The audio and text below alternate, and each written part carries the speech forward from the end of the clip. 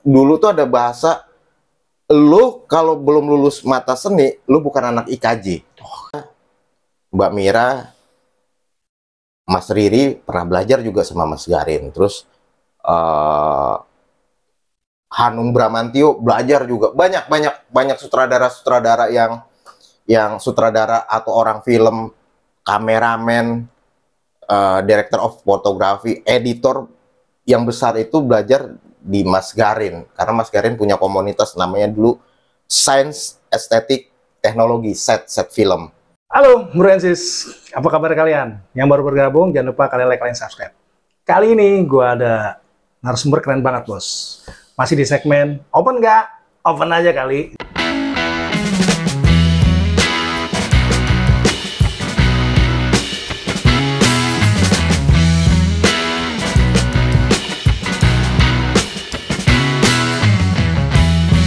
Kali ini gue lagi ada narasumber tuh asik banget. Masih berkaitan dengan dunia-dunia digital lah, dunia-dunia video ya, atau apapun itulah. Sekarang kita tunggu lagi, siapa lagi bintang tamu gue nih, Ces, gue keren banget. Tadadadang! Halo. Halo bro, apa kabar? Halo.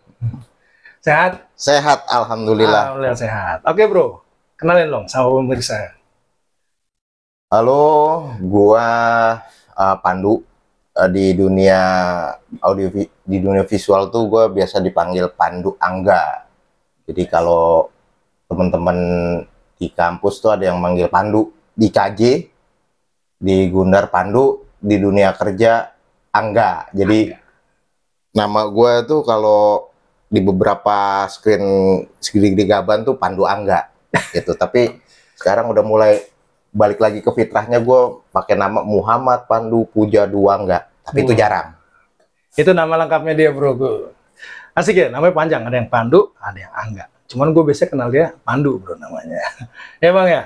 Nah ini tadi dia sebutin nih bro, dia pernah dulu kuliah di mana. Lu tuh kuliah kan gue satu kampus sama dia bro. Yoi. Satu kampus di salah satu kampus Depok bro. Tapi lu pindah-pindah tuh ya? Pindah-pindah. Jadi sebenarnya gini bro, gue tuh masuk Gundar itu karena era di 2000-an tuh kan dunia peralihan analog ke digital ya. Bahasa gue analog tuh bahasa yang biasa pakai lukis terus pakai komputer, dan kebetulan gue suka sama dunia kesenian, terutama visual. Bokap waktu itu berpikiran bahwa yang namanya komputer tuh harus, dan gua dimasukin karena bokap berpikiran gua, kalau bahasa sekarangnya DKV, desain komunikasi visual, atau kalau dulu di era-era 2000-an tuh desain grafis. Gua masuklah ke Gundar. Nah, tiba-tiba gua tuh termasuk ini, bro, IPS. Ikatan Pelajar Santai. Gua nggak suka otak, apa kalau berpikir matematis tuh otak kiri atau kanan ya? Pokoknya artinya gue nggak suka berpikir matematis gitu kan. Tiba-tiba gue masuk Gundar, gue lihat, astagfirullahaladzim. Yang pertama gue dapat adalah mata kuliah kalkulus, statistik, kimia. Bener-bener, sama gue juga gitu tuh bro. Gue juga kaget juga awalnya, teman ya. Gimana ya, era-era kita ya, penting lu sekolah gitu. Betul. Oke. Terus akhirnya lo nggak sampai selesai itu kan bro? Gue sempet jalan dua kuliah karena dua kuliah lo ya? Gue di Gundar tuh jadi aktivis kan, lu tahu kan? Ya. Karena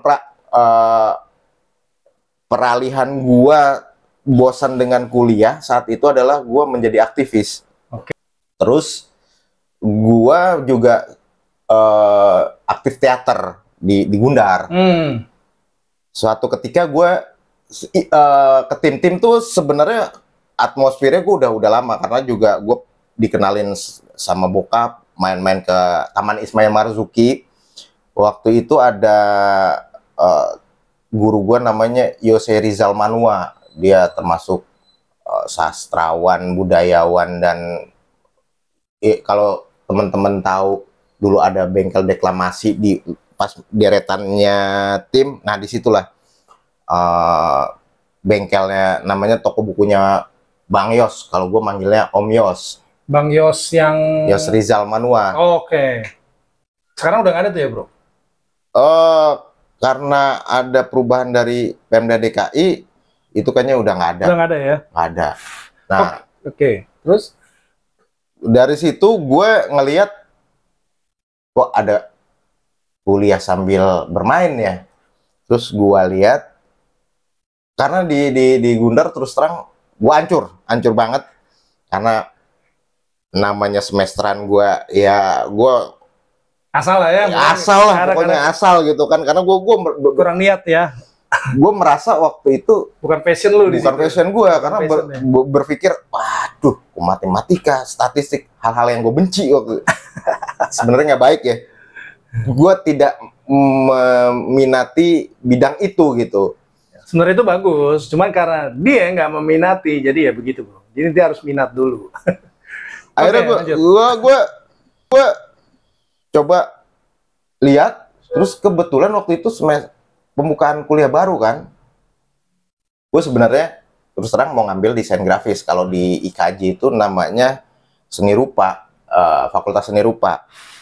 Nah kalau teman-teman tahu di era-era 2000-an sampai perubahan IKJ tim itu di 2000 berapa ya? 16 kalau nggak salah tuh masih ada pintu masuk. Gue pintu masuk. Nah, awal pintu masuk itu adalah depan itu Fakultas Musik, sebelah kirinya Fakultas Film dan Televisi. Di situ ada plang pengambilan formulir. Gue nggak baca kalau di situ Fakultas Film dan Televisi. Gue ambil lah gitu kan. Ini tanpa pengetahuan orang tua gue dan kebetulan gue juga ada beberapa job yang akhirnya bisa beli formulir itu gitu. Saat itu sih masih terjangkau lah harganya. Gue beli lah, gue masuk dan gue beli, gue senang karena gue mau pindah ke IKJ gitu. Balik ke Depok, gue lihat, gue kan sekali lagi tadi gue bilang gue mau masuk Fakultas Seni Rupa. Di situ ada desain grafis, ada seni murni, ada ya dunia yang berkreasi membuat gambar lah. Sampai kosan gue buka, waduh, gue salah ngambil loh. Gue malah jadi Fakultas Film dan Televisi. Tapi hubungannya gue waktu itu kan zaman MTV kan ya. Iya, MTV. MTV. Clipper atau sutradara klip waktu itu kan ada Dimas J, terus Rizal Mantovani, terus itu lagi hip-hipnya kan zamannya MTV, kita kan generasi MTV. Gue pikir udahlah gue jadi membuat klip aja lah. Membuat klip, bro. Masuklah gue ke IKJ. Oke. Tapi ada konflik antara orang tua sama anak lah. Biasa ya, karena biasa. Orang tua kan pengennya ini, kenapa lu pindah ke sini gitu loh? Kenapa nggak dari awal gitu ya? Ya. Tau nggak orang tua gue pasrah tuh gue liatin apa? Apa? KRS itu apa ya? Nilai ujian ya? Nilai ujian lah. Semua gue nasakom. Nasib 1 koma. Ada yang tahu nggak nasakom? Mudah-mudahan kalian yang nonton nggak ada yang nasakom ya, bro. Ini bukan nasionalis komunis ya. Nasakom nilainya tuh nasib 1 koma, bro. Jadi IP-nya 1 koma, bro. Tuh isinya D.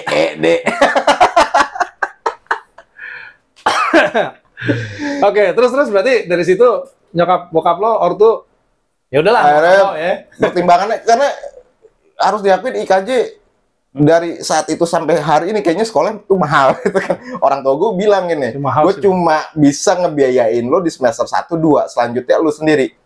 Ya karena komitmen gue sama orang tua, artinya gue tetap berpikiran bahwa sesuatu sebandel-bandelnya gue harus dapat restu ridho dari orang tua gitu kan. Ya udah akhirnya orang tua gue kita bikin kesepakatan, oke, gue semester 1 2 gue dibayarin, uang masuk dibayarin. Ya mau nggak mau kan orang tua gue jual hartanya untuk aset gitu kan. Gila ya, keren ya. Untuk masuk ke situ. Lumayan bro, waktu itu bro, Trisakti sama IKJ waktu itu kan beda tipis tuh. Tipis ya. Karena gue juga dulu mau masuk IKJ bro, begitu ngeliat harganya, waduh, gue mikir nih, nggak bakalan ini. Tapi keren. Nah terus akhirnya lu gimana tuh bro? Lu masuk kan itu kan? Tapi ternyata di IKJ itu tidak semudah lu punya uang, lu masuk itu ada tes Oh iya, ada tes lah ya. tes Tes bukan ujian masuk minat lah ya, apa ya, tes tes kemampuan gitu kan. Hmm.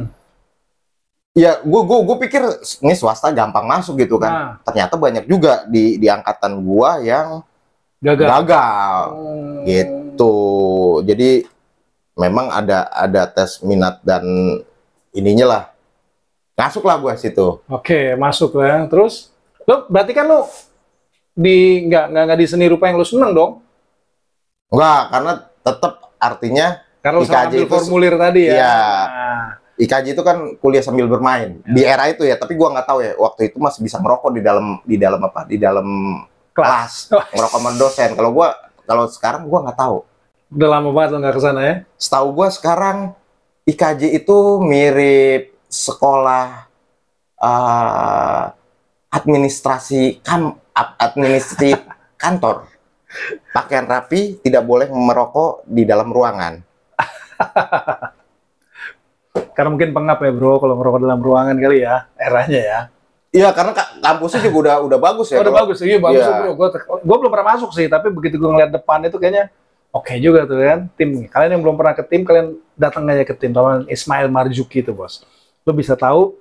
Nah, IKJ itu di belakangnya bro ya, masih Belakangnya sama. Tentuan, masih. Masih Tentuan. Tentuan masih ada nggak sih tuh? Iya. Masih kalau nggak salah ya? Masih, Bioskopnya masih ada tuh. Dulu tuh bioskop paling murah bro. Gue kalau nonton nggak ada duit ke situ gue bioskopnya tuh. Kalau Tentuan yang lain masih mahal, di situ paling murah bro. Sampai sempat gue ke kampus, gue bilang, ini rumah sakit atau fakultas apa gitu kan. Yang kedua di KJ itu nggak ada namanya mata seni, ospek sekarang. Jadi sebenarnya karena mungkin udah dari program pemerintah itu ditiadakan itu kali ya bro. Ada efek ke situ juga nggak sih? ada efeknya. Situ, ya? KJ itu adalah lu membeli sebuah jaringan, bukan membeli potensi. Potensi akan berjalan dengan sendirinya ketika lu masuk apa komunitas itu. Kalau sekarang, jadi kadang-kadang gue melihat IKJ itu ya kayak sekolah biasa, nggak ada seru-serunya, nggak ada nginep di kampus lagi, nggak ada anak-anak yang gembel yang ini udah nggak ada gitu. Kreativitas udah lebih kepada serius lah. Serius, ya. Nah nih, gue mau tanya nih bro. Tadi lu sebut namanya mata seni. Atau istilah kasar kalau dalam umumnya itu ospek. Sama nggak sih itu bro? Sama. Nah, ini biasa seru bro. Kalian mungkin yang belum tahu ya, karena gue denger nih, karena gue bukan anak IKJ juga nih. Katanya itu beda dari yang lainnya bro. Walaupun ya dalam tanda kutip agak gembleng junior ya, tapi seru gitu ya bro. Pengalaman lo di mata seni itu gimana sih bos? Mata seni adalah merubah orientasi orang normal menjadi tidak normal loh saat itu ya. Jadi ospeknya itu lumayan unik. Tuh 3 hari rasanya tersiksa. Dan kalau mungkin teman-teman yang merasa anak IKJ merasakan mata seni ketika lagunya Vina Panduwinata September Ceria tuh bisa menangis-nangis tuh. Karena lu di era gue pakaian jaket, pakaian Hawaii, topi Hawaii, terus kacamata, suruh pakai kacamata, bawa bikin koper pakai kardus, terus habis itu bikin kamera pakai kardus, tergantung ininya, tergantung fakultas ya. Karena gue kan fakultas film dan televisi, lebih ke alat-alat produksi film dan televisi gitu kan, kameraan. Ya gila gitu kan, terus jam berapa ya? Jam 4 itu jam 4 sore subuh, bro. Oh, nginep tuh bro 3 hari? Nggak boleh nginep. Jadi kalau lu anak-anak yang dari Senen, anak-anak yang arahnya dari Glodok tuh Jakarta mana ya? Utara. Barat itu berhenti di Tugu Tani. Kalau yang dari timur itu Megaria tuh ya? Megaria. Lu harus jalan tuh. Kalau yang dari arah Pramuka mana ya yang jalan tapi nggak boleh naik motor apa naik? Wah, habis. Dianterin sama orang tuanya? Habis. Itu dia bro, yang serunya itu. Tatoan habis. Oh, yang punya tato habis? Oh, gila, ngeri juga tuh ya. Artis habis. Oh, artis. Zaman gue waktu itu sih ini, lu inget ya? Ya, dulu ada anak kecil yang main di Dono Kasino Indro yoga. Ya mungkin gua pernah Yang lihat dulu tanya. ngasih kodok. Oh, iya iya iya. Yang kodok itu ya. Oke Ya, oke oke. tuh angkatan Itu gue. angkatan lu tuh ya? Angkatan gue 2002. Tapi gue Gundar kan 2000 kan. Iya, 2000. eh Habis itu. Artis lo ya. Gue di waktu Dikerjain itu habis tuh ya. kerjaan habis gue. Lah, Gue IKJ bukan kebanyakan artisnya, Bro. ya lu masuk sana artis, habis lu, Oh. habis. Lu tanya aja tuh. Intinya sebelum jadi artis masuk IKJ aja dulu kali ya. Era itu. Era itu ya. Kalau sekarang enggak ya. Kalau sekarang lebih manusiawi lah. Oh, Lebih manusiawi, tapi secara ikatan emosional memang beda ya. Memang beda karena ketika lu, pokoknya dulu tuh ada bahasa, lu kalau belum lulus mata seni, lu bukan anak IKJ. Gitu. Terus nanti habis ada ospek kampus, itu kan ospek kampus, ada ospek fakultas. Kalau fakultas lebih hore-hore lah. Kalau di gua namanya Tamasya Rimba. Tamasya Rimba. Tamasya Itu Rimba. di lingkungan situ. Enggak, kita ke jalan keluar. zaman gua waktu itu ke mana?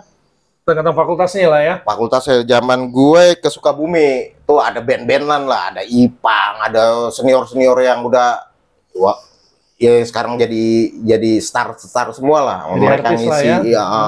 James the Upstairs kayak gitu. Ya pesta-pesta era-era anak-anak kampus. Zaman dulu ya. Era itulah. Era itu ya. Oke. Itu mata seni. Berarti lu ikut sampai selesai tuh, sampai habis ya? Habis gua. Habis jiwa sosial dan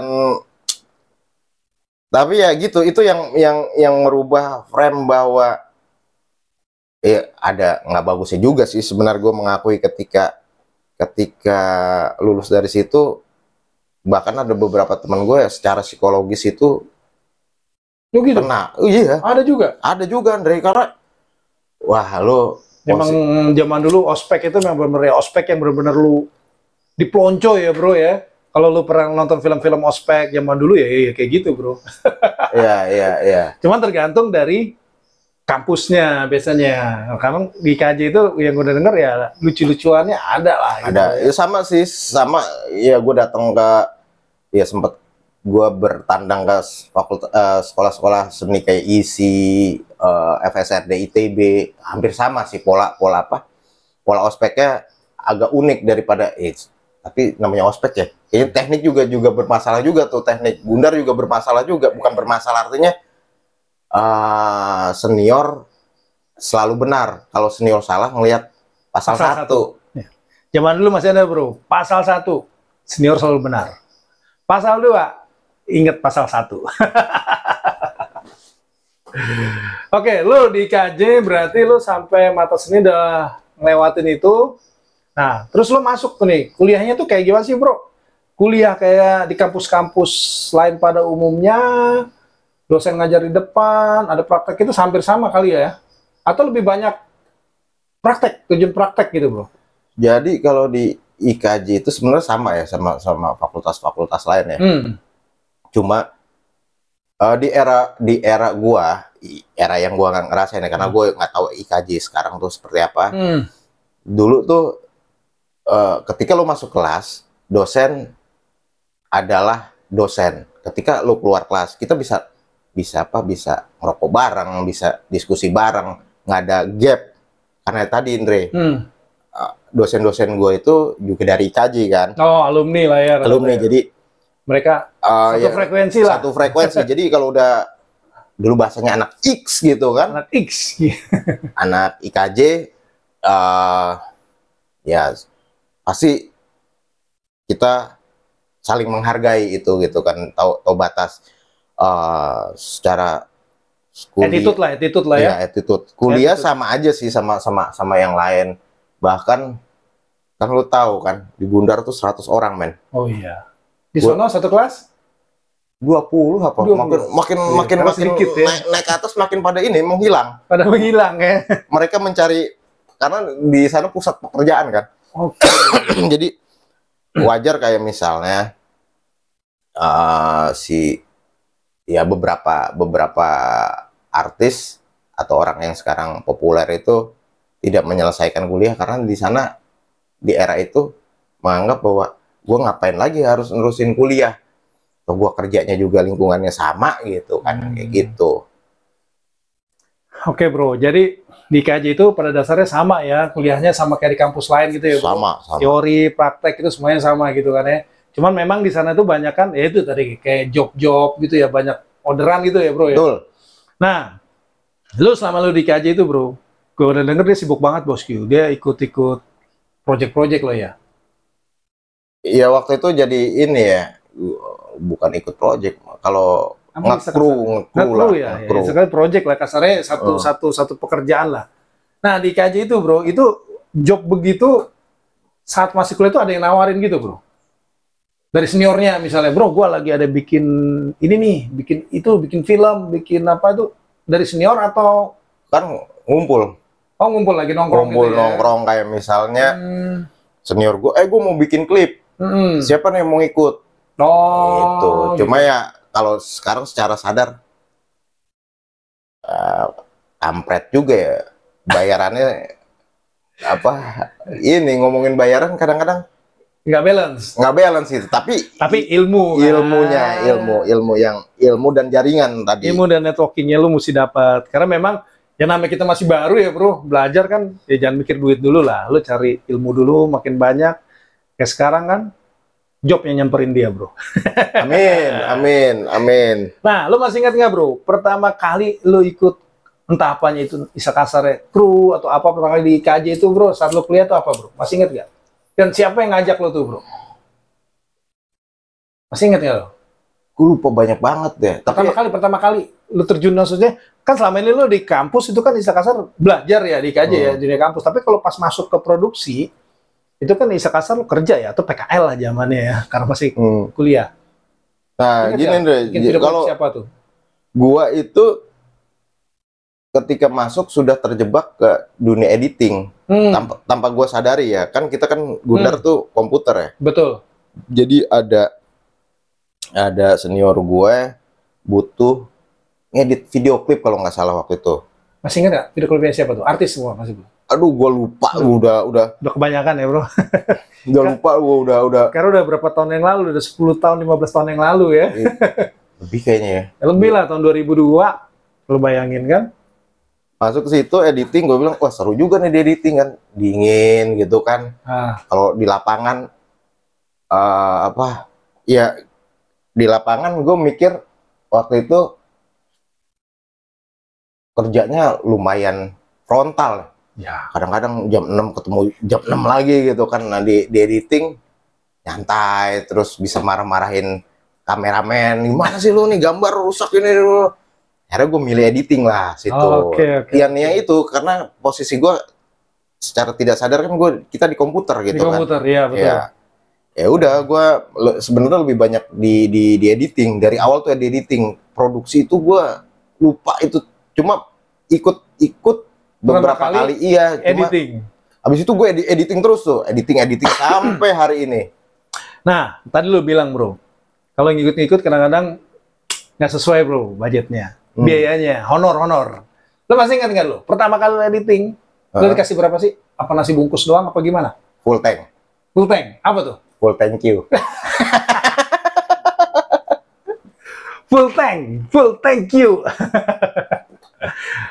Tapi ya begitu. Kok bisa full tank ya? Tapi lo makan dapat lah, dikasih lah, ditraktir gitu-gitu kan. Dapat karena konsumsi dapat lah, nggak lapar lah minimal ya. Kan gini, era ketika belajar, lo ketemu senior. Ya. Gue belajar aja udah senang banget gitu kan. Iya, karena apalagi iya orang-orang besar kayak Mas Riri, terus Mas Garin, terus Mbak Nen. Ya, lu ketemu orang-orang, lu bayangin lu ketemu ya idola lah ya, ini yang bikin bikin ada apa dengan cinta, yang bikin Serina gitu kan. Oh iya. Kayak gitu. Ya istilah kasar, lu dari situ ya satu yang tadi dibilang, lu tambah ilmu, tambah banyak, kedua tambah jaringan, networking lu makin luas ya bro ya. Emang urusan cuan ya menyusul lah, namanya kita masih newbie ya waktu itu ya. Jadi ngikut-ngikut ke situ. Oke, berarti lu editing tuh bro ya, dari karena udah kecimpung editing, berarti kan lu kan seni rupa tuh tadi.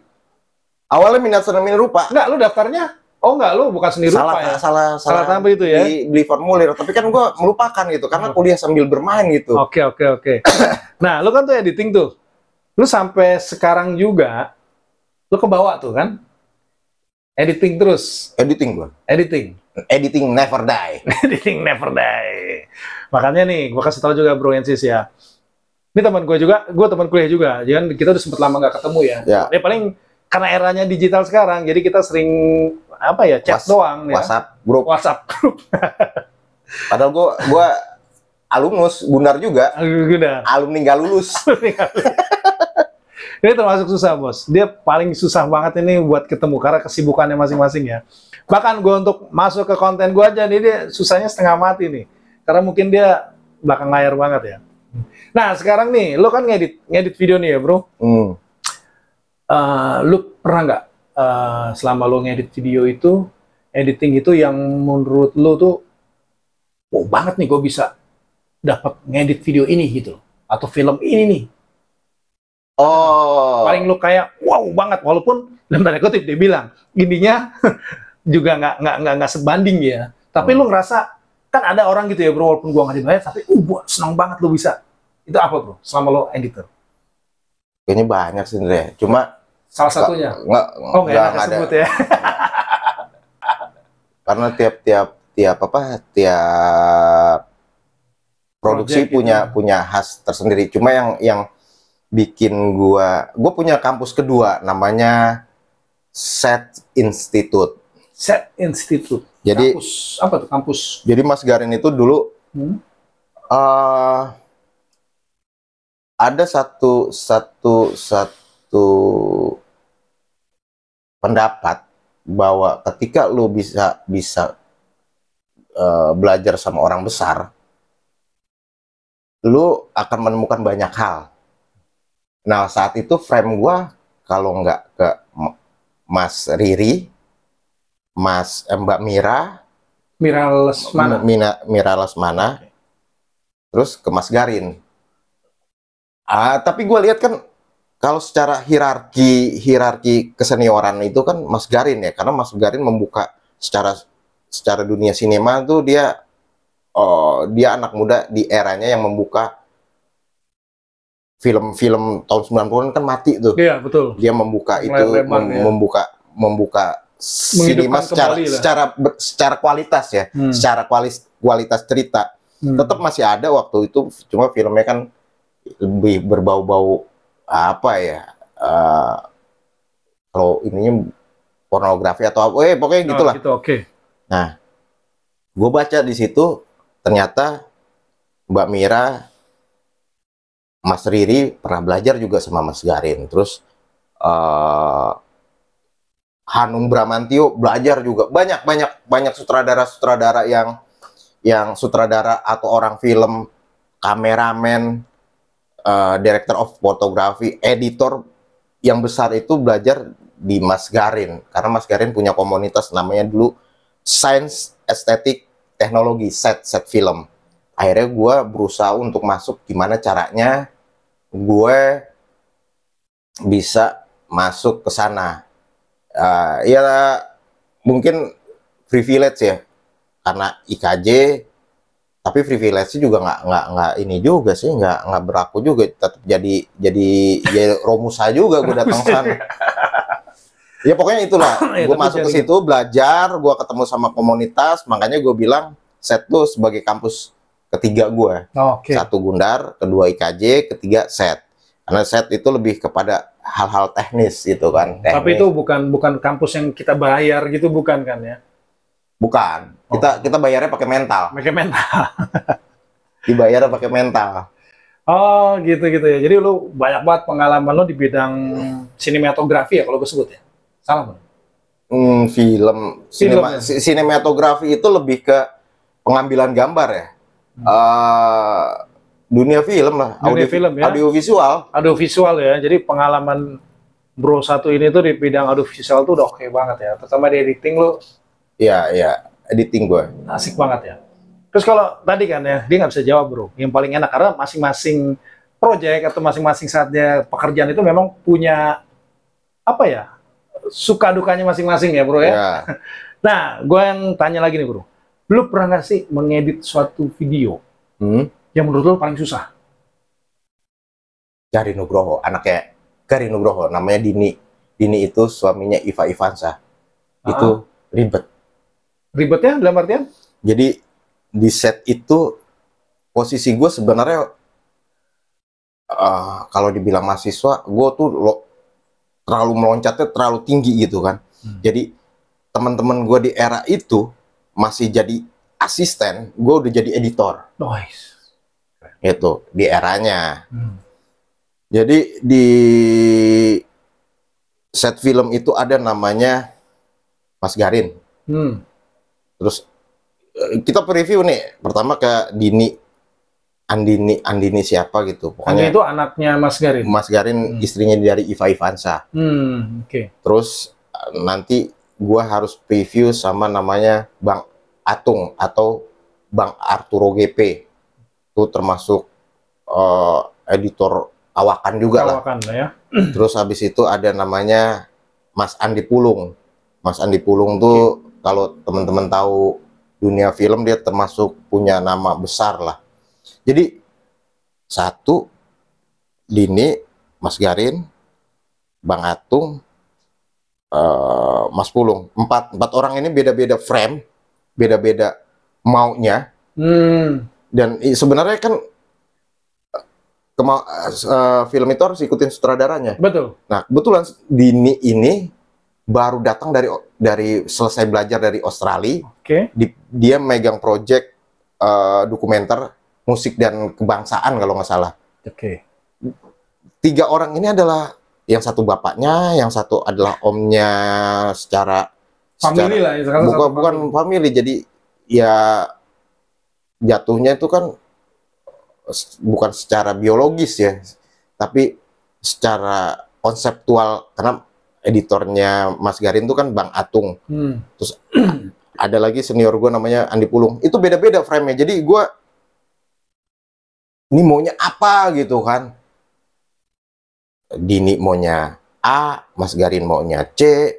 Wah, itu yang ribet tuh, Andre. Jadi proses mental gue terasa di situ. Oke. Tapi selesai juga kan? selesai dengan bayaran mental. Justru itu bro. Yang pertama kali itu kita harus punya mental bro. Karena namanya kita kerja ya, kita bekerja dengan tim itu kan nggak semuanya satu frekuensi lah ya kasarnya ya. Ya. Tetapi disitulah kita dibina ya mental kita, proses pembelajaran di situ ya bro ya. Betul. Oke, terus dari situ lu selalu bareng dengan Mas Garin Nugroho itu? Nah, dari situ meroket tuh gue. Di era temen-temen gue yang gue bilang tadi, masih jadi asisten, masih jadi kaum romusa, jadi kaum sudranya gitu kan. Gue tuh udah Ini sombong bro. sombong gue. Tapi nggak apa-apa bro, kalau sombong nggak ada skill, oke bro. Udah sombong nggak punya skill, apa namanya tuh? Oke, lanjut terus. Ya karena gue posisinya gini, Andre. Gue dengan umur yang Makin berjalan. bukan berjalan, umur gue tuh ya yang gue bilang tadi, gue masih mahasiswa. Gue harus satu meja sama yang sudah ada kalau teman-teman tahu besar lah ya. Alin Justisia, kalau kalian lihat film-film layar lebar tuh Mbak Alin nih termasuk editor inilah, star lah. Terus Mas Wawan Iwibowo, ada Mas Dono itu yang editornya Ada Apa Dengan Cinta gitu kan. Beberapa kali gue satu meja sama dia, sedangkan asisten-asistennya mereka itu teman-teman angkatan gue gitu. Berarti memang dia nih terpilih lah. Benar-benar talentnya oke juga, makanya langsung bisa satu meja dengan mereka-mereka itu yang udah punya nama besar. Oke bro, terus dari editing itu lo kan sampai sekarang editing terus tuh. Dan ini lo boleh cerita nggak? Sekarang lo lagi cara apa sih bro? Jadi gue tuh baru gue 2019 kan masuk di salah satu, nggak usah disebutin. Oke, iyalah nggak usah lah. masuk di salah satu televisi. Ya itu gue bisa masuk karena Networking itu loh ya. enggak, cuannya Oh, gede oke, gitu cuannya kan. gede ya. Oke, oke. Cuan. Terus akhirnya gue keluar, gue masuk lagi karena waktu itu ada TV berbayar yang logonya N merah itu. Oh, TV kabel lah ya. Bukan Netflix. Oke, oke. Saya disebut juga. Kalau yang tadi nggak usah disebut. Oke, oke, oke. Mau meng-hire gua, cuma gua nggak tahu ke posisinya kenapa itu jadi staff. Gua pikir juga gua harus makan gaji buta gitu. Ya. Terus akhirnya teman gua ada temen gua juga bikin PH. Akhirnya gua loncat ke sana karena gua pikir ini stuck nih. Pindahlah gua. Di sana juga stuck juga gitu kan. Akhirnya gua memutuskan untuk menjadi pekerja lepas lagi, freelance. Kalau gue baru freelance itu berapa bulan ya berarti? Baru 2 bulanan lah. Oh, 2 bulanan. Balik, terus akhirnya itu gue bilang bahwa selain kemampuan bagi gue ya, ketika kemampuan orang itu baik, tapi ada yang lebih baik adalah jaringan berbuat baik terhadap orang, artinya attitude gitu. Attitude, benar. Gue ketemu sama teman-teman dari set dulu. Gue ngobrol gitu, gue curhat, gue baru bla bla bla bla bla, gue butuh kerjaan, dan ya alhamdulillahnya hari itu ada salah satu ya hitungannya senior gue di set lah, dia langsung, nih gue ada kerjaan bikin dokumenter. Oh ya, ini dari gue fokusnya lebih banyak ngerjain dokumenter, Dre. Dokumenter, ya fiksi sesekali lah. Gue juga nggak tahu, gue sebenarnya sih karena brandingnya kan orang ngerjain lu apa sih kalau di programmer lu bisa Python apa Oracle gitu kan. Nah nih, tolong dijelasin ke masyarakat juga nih, ke pemirsa. Dokumenter itu kayak gimana sih bro? Maksudnya film dokumenter, apa kayak film perang-perang zaman dulu? Dokumenter tuh ini ya, kayak sebenarnya kalau buat di Indonesia dia film yang bernarasi, memberikan pemahaman ideologi si pembuatnya. Jadi kalau misalnya salah satunya yang paling terkena yang di gua ya, kenapa gua bisa masuk ke dokumenter, waktu itu gua nonton Student Movement 98 almarhum Tino Suryanggalo. Itu kan cerita gimana mahasiswa 98 merobohkan tiraninya Soeharto. Nah dari situ ya, karena hubungannya kan gue dulu aktif di pergerakan juga. Betul. Masuk situ dokumenter, jadi lebih ke berita. Kalau berita kan ada narasi si pembawa gitu berita. Kalau ini kan dia menjelaskan terus. Bukan dokumenter itu kayak film penjajahan dulu. Terus di apa sih namanya itu ya? Apa sih namanya? Rekonstruksi. Iya gitulah, bukan ya? Dokumenter itu lebih kepada riset sih. Riset, terus ketika ada narasumber fakta yang bisa mempertanggungjawabkan gitu kan. Di era itu ya, di era digital. Kalau sekarang kan over informasi ya, bahasa gue over informasi. Ini film dokumenter loh, tapi kategorinya bukan film dokumenter karena fakta-faktanya kan lu riset di mana gitu kan, lu ngambil narasumbernya siapa, bisa di kredibel nggak nih orangnya kan, kayak gitu. Itu berarti lu lebih ke arah dokumenter ya, dokumenter untuk editing. Tapi lu juga pasti kan terima job juga selain dokumenter juga, lo oke juga lah ya. Iya, karena gue editing kan sebenarnya sama aja Andre, karena teman-teman kenal gue sebagai dokumentarian gitu kan. Jadi ya banyak kan 70% atau 80% gue dokumenter, sisanya ya fiksi. Fiksi itu drama gitu. Oh, drama horor atau apa. Berarti lo kalau ada job untuk fiksi gitu, drama atau horor, lo mau bikin film horor, lo ready juga ya? Ready lah. Open yang cuan. Nah nih, kalau gue boleh tanya nih bro, ini kan tadi kita ngomongnya cuan-cuan. Ini terserah lo mau jawab mau enggak, tapi di segmen gue di open aja tuh lo siapa bro. Kira-kira kalau ada, atau gue nih minta bro, gue lagi bikin gini-gini, tolong dong editing dan lain-lain. Berapa sih budget lu? Boleh nggak tuh? Ada tahapannya. Ada tahapannya, bro. Sama sih semuanya. Ini hubungan teman, hubungan bisnis, atau hubungan idealis. Idealis. Beda-beda tuh ya? Beda-beda lah. Oke. Dari yang pertama lu, dari hubungan apa nih? Teman-teman. Teman biasanya lu ada budget berapa gitu kan. Oke. Terus gue bisa bayar segini. Oh ya udah, gue terima. Teman itu. Iya. Bahkan gratis. Ada gratis. Berarti kalau gue minta editing video gue ini bisa nih? Bisa. Tapi tergantung waktu. Lu salah. Gue lagi full. Lagi full ya, bosku. Oke. Siap. Oke. Berdasarkan teman. Terus kedua? Bisnis gue lihat. Kalau misalnya kan kayak gini. Ini ada kerjaan buat iklan. Judul aja udah iklan kan. Iklannya itu udah ada budget yang didesain untuk bayaran-bayaran secara profesional. Oke. Itu udah jelas kalau di iklan itu kan biasanya mereka udah tahu rate gua dan gua di situ, oh ini gua nggak masuk nih, harga sekian.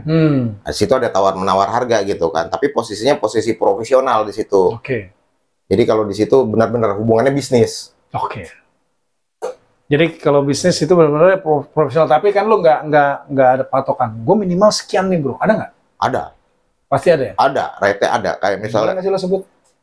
Biar tahu juga nih. Atau kalau nggak disebut juga nggak apa-apa, bro. buat layar lebar lumayan lah, Andre. Buat kalau gua ya, kelas gua itu buat beli mobil-mobil second lah. Nice. Mobil second, bos. Ini secondnya mobil apa dulu nih mereknya nih? Kalau secondnya. Tapi itu kan jarang-jarang. Oke. Terus tadi ada satu lagi yang ketiga tuh, idealis. Okay. Kalau idealis tuh, gue ada proyek nih, temen gue misalnya sutradara atau ini, gue ada proyek nih, gue butuh ini apa, bikin kalau satu frame sama gue misalnya, ini masalah pembakaran hutan gitu kan. Ya udah, gue bilang oke, gue mau terima karena ada impact atau dampak ke penonton gitu kan, ada nilai edukasinya gitu kan. Terus gua akan menerima, bisa gratis, bisa lu terserah deh mau bayar berapa aja, tapi fleksibel lah itu ya. Ada juga yang kayak misalnya pas gua lihat hubungannya sama ideologi ya. Gua ngelihat ini jujur aja, ketika 2014 tuh kan gue sempat itu kan framing apa calon-calon tuh gila tuh. Sempet gue akhirnya, wah nih kalau misalnya gue menerima pekerjaan ini, tapi dampaknya buat ke depan keindonesiaan, persatuan itu berantakan, gue nggak menerima. Oh berarti lo bisa juga menolak ya? Kan idealis ya. Idealis. Menolak juga, bro. Karena nggak semuanya berarti lo main terima aja, bro ya? Iya. Yang penting ada cuannya, tapi nggak, lu pasti tetap masih memilah lah ya. Biasanya idealis itu impactnya gimana gitu ya? Di dokumenter ya. Oh, di dokumenter. Gitu. Makanya kalau dokumenter tuh gue ngelihat nih, wah keren nih. Dalam artian keren, punya pemahaman bahwa lu bisa merubah sebuah pola pandang masyarakat ketika film lo itu penonton ya, bukan masyarakat, penonton. Lu menyajikan itu, pola pandangnya menjadi berubah, yang selama ini negatif bisa positif. Gitu. Tapi kalau masalah politik ideologi, kalau berbeda sama ideologi gue, karena film itu kan ideologi ya. Yeah. Kalau ideologi gue, nih kayaknya film nih mungkin itu lo bakal nanti dulu lah gitu ya. Udahlah, jangan deh. Jangan. Walaupun bayarannya gede gitu kan. Ya, gue pikir lo terima aja, bro. Yang penting ada bayaran gitu kan. Enggak. Masih ada lo pilah-pilah lah kasarnya kan. Iya. Oke. Nah, terus gue tanya lagi, bro, lo kalau dalam ngedit satu film lah ya, itu berapa lama sih, bro? Jadi gini, Andre, di film itu ada namanya desain produksi. Desain produksi itu adalah mengatur di mana lo itu sebelum membuat sebuah film. Di situ kalau ngomongin film ya, kita ngomongin film dulu. Kan ada film cerita, film dokumenter, film cerita gitu kan. di situ ada develop, siapa penulisnya, siapa sutradaranya, siapa pemilihan kru di situlah. Terus nanti ada produksi. Nah, produksi itu, nah biasanya di praproduksi itu kita udah di calling kan. Misalnya sekarang bulan Agustus nih, produksi di bulan Agustus September gitu, Oktober udah ngedit gitu kan. Nanti kita mau produksi film ini,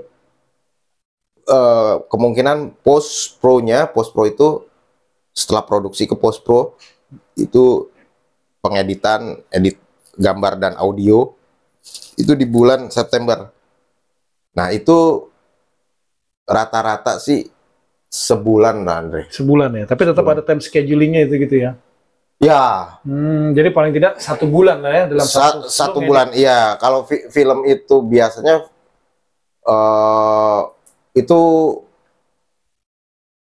1 bulan, hampir kadang-kadang 3 bulan sih. 3 bulan ya, tergantung bulan. dari apanya tuh, tergantung dari susahnya atau dari, karena di situ ada diskusi-diskusi sama. nggak masuk dong ke frame, nggak masuk loh. Ada diskusi-diskusi sama sutradara, diskusi-diskusi sama produser, gitu. Jadi memang terlihat apa ya, terlihat lama, tapi kita bisa ngambil 1-2 job gitu kan, 3 job bahkan gitu kan. Misalnya di bulan September itu kita ngedit berapa film, yang 1 dokumenter, yang 1 fiksi, yang 1 apalah gitu kan. Kan waktunya kan bisa kita belah-belah gitu. Kayak gitu sih. Kalau buat film tuh, film yang berkualitas tuh ya, dalam artian berkualitas menurut Kacamata lo ya? Kacamata gue tuh sekitar 3 bulan. 3 bulan? 3 bulan. Kalau misalnya, kalau yang gue tahu sih horor tuh sebulan, karena kan dia ngejar tayang slot tayang di bioskop. Oh, lu sampai ke bioskop juga ya film lu ya? Dulu Editing, jadi bisa terima juga. Nah, kalau ngedit nih bro, itu lu ngedit full dari A sampai Z film itu, atau dibagi-bagi nggak sih bro? Misalnya gue part 1 nih gue yang edit, part 2 orang lain gitu. Ada kayak gitu, ada kayak gitu, dibagi-bagi. Ada juga kayak kejadian kemarin tuh, filmnya dokumenternya Tiba-Tiba Tenis. Itu kan sebenarnya udah dijalanin sama editor sebelumnya tuh kan. Terus gue di calling, terus gue lihat untuk melanjutin lagi, tapi akhirnya ada beberapa yang gue berdiskusi dengan mereka gitu, bahwa ada perubahan gitu ya. Lu kalau mau calling gue, kasih gue ruang untuk mempuzzle mempuzzle apa yang sudah dibuat, tapi gue tidak merubah secara keseluruhan. Oke.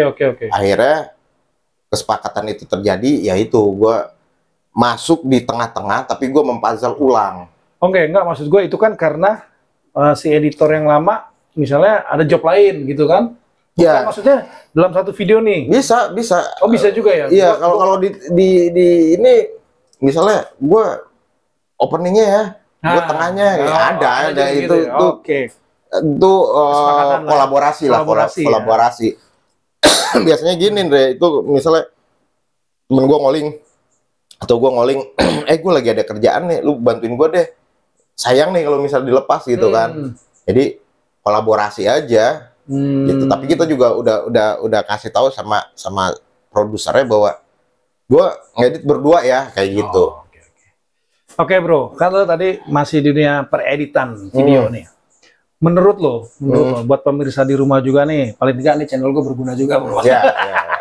Jadi kira-kira untuk mereka nih yang mau belajar ngedit video, mau terjun di dunia editing, itu apa sih bro tipsnya dari lo? Jadi gini Andre, sekarang tuh kan ada dunia konten ya. Dunia konten, oke. Dunia konten artinya stylist. Bahasa gue teorinya adalah stylist. Gambar lu keren, efek-efek gitu kan, kekinian, isunya bisa viral. Itu kan masalah teknis ya. Masalah teknis tuh tools apa yang lu pakai. Kalau sekarang kan anak-anak kekinian tuh pakainya kalau nggak Adobe Premiere, FGPX, atau yang sekarang mulai hit tuh DaVinci Resolve. Itu satu, lu lihat dulu dia mau arahnya kemana. Tapi kalau ke film atau ke dokumenter film, itu kita belajar berstruktur, bercerita gitu. Masalah gambar lo jelek atau enggak, itu kan di desain produksinya, konsepnya. konsep. Jadi lu mau masuk mana dulu nih tipsnya? Kalau masuk ke dunia konten, lu lihat YouTube aja, lu setel. Misal lu mau belajar Adobe Premiere gitu kan, lu tinggal searching basic Adobe Premiere atau basic FGPX, udah selesai gitu kan. Oh gitu. Tapi tetap di dunia konten kan ada konsepnya itu kan lebih ke short ya. Ya. Lu mau bikin apa gitu kan. Oke. Tapi kalau dunia film itu tidak, ya agak eksklusif dan lu harus siap miskin gitu kan. Karena lu 3 bulan gitu, 3 bulan. Oke. Lu belajar di situ bagaimana lu bikin berstruktur, bagaimana ketika penonton itu masuk ke dalam film lu berkolaborasi sama sutradara, penulis skenario, editor gitu kan. Karena kalau di film tuh editor second director. Oke. Jadi lu berkolaborasi. Berarti tergantung lo mau mainnya di mana gitu ya bro ya. Mau main di dunia film atau enggak. Nah maksud gua gini bro. Jadi pada dasarnya kalau zaman sekarang itu kan untuk mungkin pemirsa di rumah pengen belajar itu banyak cara ya pada dasarnya. Yang kita lu sebutin, lo mau main di dunia konten atau main di dunia film. Jadi kalau main di dunia film tuh mesti terstrukturnya itu ya bro ya. Oke, mungkin lu udah sedikit nangkep. Kalau nggak nangkep, lu tulis di kolom komentar. Siapa tahu gue bisa undang dia lagi. Nah, sekarang bro, kita bicara profesi ya, editor. Kira-kira menjanjikan nggak sih bro? Kalau gue ngeliat lo sih menjanjikan ya. Ya gini ya, semua apapun menjanjikan ketika lu menjadi pedang yang paling tajam gitu kan. Jadi pedang paling tajam. Karena anak-anak sekarang di era kita sekolah film cuma ada di IKJ. Oh iya. IKJ doang tuh. Zaman kita dulu. Oh sekarang ada banyak ya? Banyak, sekarang SMK udah belajar gitu kan. Oh iya, anak-anak SMK ya. SMK udah belajar. Multimedia itu kali ya? Iya, terus referensinya sekarang lu tinggal browsing ya. Browsing. Gua di era kita, gua harus nyari VCD, bahkan gua dulu mau ngebedah film Godfather, itu gua mesen ke Engkong Glodok gitu. Gue mau mesen, gue buat ini, buat nonton. Ya udah minggu depan lo ambil ya. Kalau sekarang kan orang, lo mau nonton film apa, lo bisa buka Netflix, lo bisa buka Disney, lo bisa buka View, lo bisa buka yang lain-lain gitu kan. Banyak referensi lah. Banyak referensi. Lo mau nonton gratisan, itu makanya gue bilang over informasinya udah luber banget gitu. Tinggal lo mau konsen kemana gitu, itunya. Kalau mau bikin YouTube, ya menjadi YouTubers yang baik gitu secara teknis. Kalau ngomongin editing, bagaimana sih ngedit efek-efek style kan, ya nyari referensi lah. Tapi kalau lu mau lari ke film, memang ada proses. Lu harus masuk, nanti di situ ada bagian-bagian, ada yang namanya offline, editor kasar gitu, nyusun struktur, ada yang namanya online. Jadi online itu adalah ketika ini udah kunci ya, udah berubah-ubah struktur, pindah ke online. Online itu lu masukin warna, lu masukin audio, gitu. Oke bro, nah itu dia udah cukup jelas kan untuk gimana sih untuk dunia editing. Berarti profesi editing sangat menjanjikan juga ya bro. Yang penting kita jadi pedang yang tajam. Dalam artian lu skill harus tambah, meningkat lah setiap harinya gitu ya bos. Betul. Sama relasi. Attitude. Nah, attitude itu tetap harus dijaga. Walaupun profesi kalian apapun, attitude itu nomor 1, bro. Jadi walaupun lu pinter kayak apa, lu attitude lu nggak bagus, siapa juga mau make, ya nggak bro? Betul. Bisa kasar, lu pinter segala macem, tapi attitude lu songong dan lain-lain, ya nggak juga, ya nggak bro? Ya. Emang yang pinter lu doang, gitu kan? Oke bro, untuk di penutup kita nih di podcast open aja, lo ada tips and trick nggak atau quote buat pemirsa gue nih? Biar mereka semangat gitu loh. Pertama, lu nggak usah takut bahwa pekerjaan lu itu akan habis oleh sekarang dunia AI ya. AI. Bagaimanapun menurut gua, rasa itu tidak bisa tergantikan oleh robot, kecuali uh, generate AI-nya itu udah semakin menggila gitu. Kalau ini menurut gua 50 sampai 100 tahun belum ngejar lah. 50 sampai 100 tahun juga dunia udah kiamat gitu. Jangan lah bro, gue masih mau hidup 3000 tahun bro. Jadi masalah rasa itu adalah sebuah proses. Terus yang kedua, sehebat apapun lu ketika lu tidak punya attitude atau sikap atau adab ya bahasanya, Adab, ya. lu akan ditinggalkan gitu kan. Ya dua itu aja sih, serius, lu nggak usah takut bahwa lu akan hilang sebagai konten kreator misalnya gitu kan. Oh ini nanti ke depannya gimana, nggak usah takut selama lu menjadi pedang yang tajam dan lu punya rasa bahwa di atas langit masih ada langit, dan jangan pernah untuk gua yang paling jago, nggak ada itu. Tuh lu kalau di dunia film tuh, di dunia manapun orang akan malas gitu kan. Ya. Itu aja sih. Oke, Bro and Sis, udah denger kan quotes-nya? Intinya attitude. Lo mesti jaga tuh attitude sama adab ya bro ya. Ya. Attitude atau adab. Karena gimana pun juga yang tadi yang gue bilang, sepintar apapun lo kalau lo attitude itu nggak bagus, siapa yang mau pakai lo juga bro, ya kan? Oh. Dan balik lagi, kalian apapun profesinya, entah editor juga sangat menjanjikan. Yang penting kalian tetap fokus, menggali ilmu kalian, meningkatkan ilmu skill-skill kalian. Ya mana tahu kan bro, Betul. ada suatu pihak itu yang meng-hire kalian atau ngajak kerja sama, lumayan kan dapat cuan. Siapa tahu dari perusahaan film dari luar negeri ya nggak? Oh. Ngontak kalian untuk ngajakin kerja sama tuh keren banget. Oke, Bro and Sis, sampai sini dulu kita ngobrol-ngobrol di open aja. Di temen gue ini, Bro Pandu. Namanya panjang banget bro, karena gue manggil dia Pandu bro. Oke, Bro Pandu, gue thank you banget. Sama-sama Andre. Mungkin next kalau gue undang lagi mau ya. Oke. Ya. Oke, sampai sini dulu. Jangan lupa kalian like, kalian subscribe. Kalau channel gue sangat berguna, lo share ke temen lo. Kalau nggak berguna, lo dengerin aja. Oke, sampai ketemu lagi di segmen Open nggak? Open aja kali. Thank you.